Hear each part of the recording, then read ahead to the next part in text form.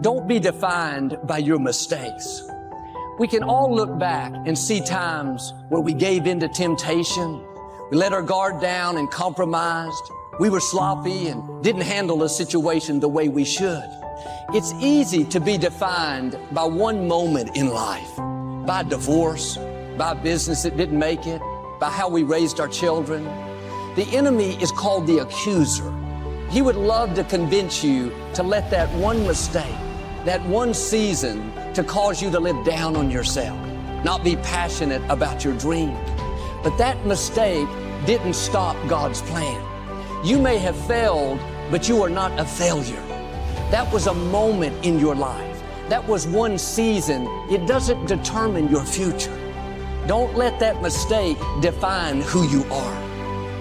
I believe that the price for a full life is mistakes. Mistakes are the price for a full life that you have to pay if you learn from them. I believe that hell wants to maim you and mock you with your mistakes.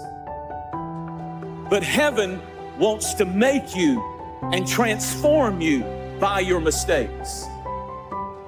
Failure should not become a prison house where you're held hostage the rest of your life by your mistakes.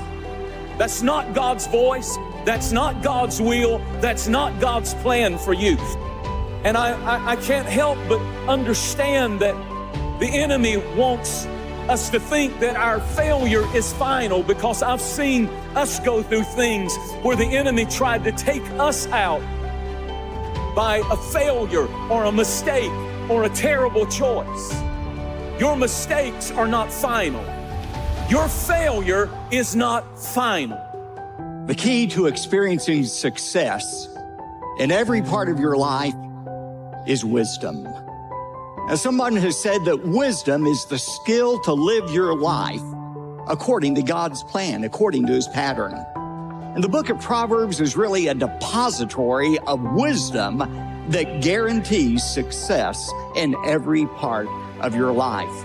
Now, the reason it's so important to get this skill called wisdom, that Solomon says is more valuable than silver or gold, the reason wisdom is important is because God's wisdom is often opposite of man's wisdom. And that's why I called these secrets, I called them the Solomon secrets, 10 pieces of uncommon sense. They go against the grain of conventional wisdom. Last time we looked at the first of Solomon's secrets for success.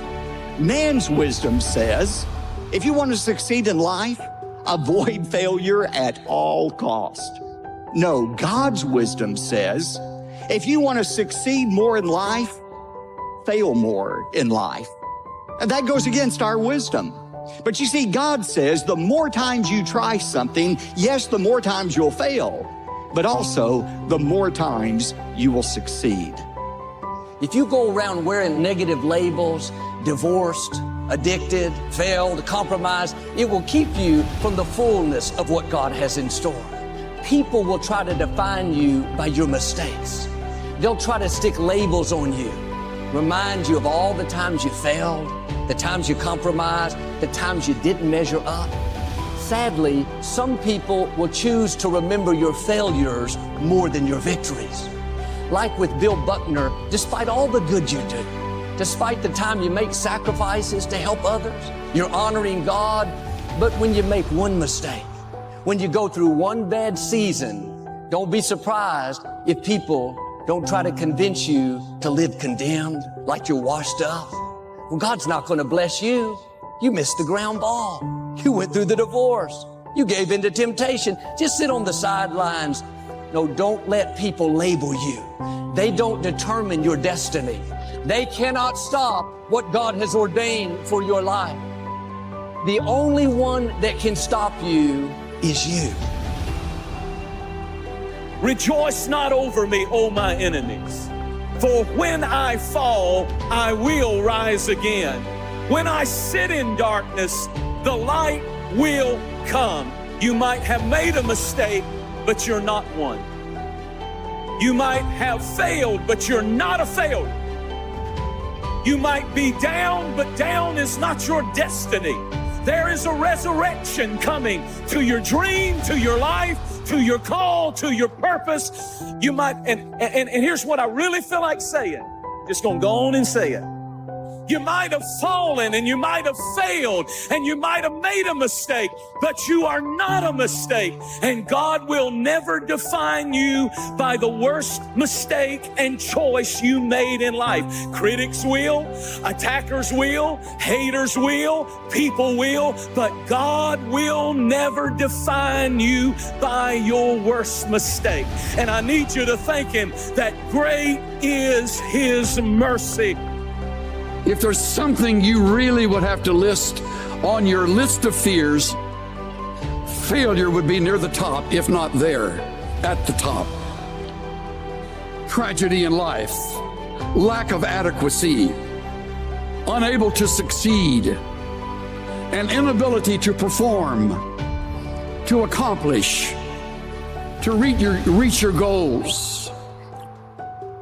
And I'm not looking for somebody who's perfect. I need somebody who failed so badly. See, failure is not the end. Failure is the hinge that the door swings on to open wide to the grace of God. God said, I know the plans I have for you. Plans to prosper you, not to harm you. Plans to give you hope and a future.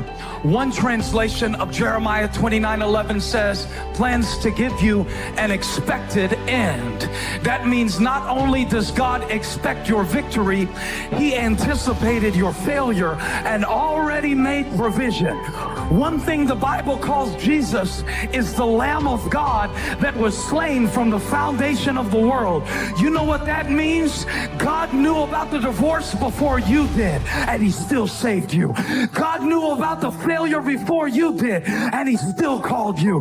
God knew about the struggle that you didn't even know was going to take you by force, and He prophesied the recovery before the failure. Nevertheless, the Bible is full of those who failed. Great people who failed. Allow me just a brief litany. Abraham, the father of faith, failed when he went into Hagar, and the product was Ishmael, who gave them grief, and still to this day, there is a conflict between Ishmael and Isaac.